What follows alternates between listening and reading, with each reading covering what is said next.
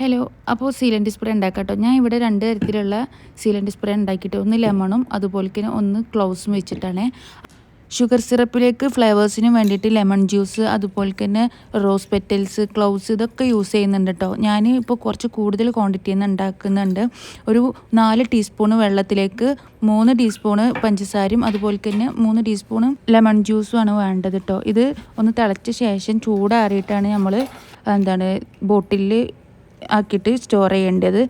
ഇത് സ്റ്റോർ ചെയ്യുമ്പോൾ നമുക്ക് 2 തരത്തിൽ സ്റ്റോർ ചെയ്യാം. കുറച്ച് കൂടുതൽ കാലത്തിനാണെന്നുണ്ടെങ്കിൽ ഫ്രീസറിൽ വെച്ച് കഴിഞ്ഞാൽ 1 മാസം 1.5 മാസം വരെ നിൽക്കും. അല്ലെങ്കിൽ ഒരു 2 വീക്സ് 1.5 വീക്കൊക്കെ നമുക്ക് യൂസ് ചെയ്യാൻ പറ്റുള്ളൂ കേട്ടോ, റെഫ്രിജറേറ്ററിൽ വെച്ച് കഴിഞ്ഞാൽ.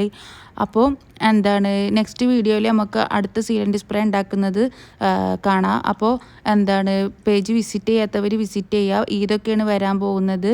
ഇൻഷാ അല്ലാഹ് ഓഫേഴ്സൊക്കെ ഉണ്ടാവും. അപ്പോൾ ഓക്കെ, നെക്സ്റ്റ് വീഡിയോ ആയിട്ട് കാണാം. ബൈ.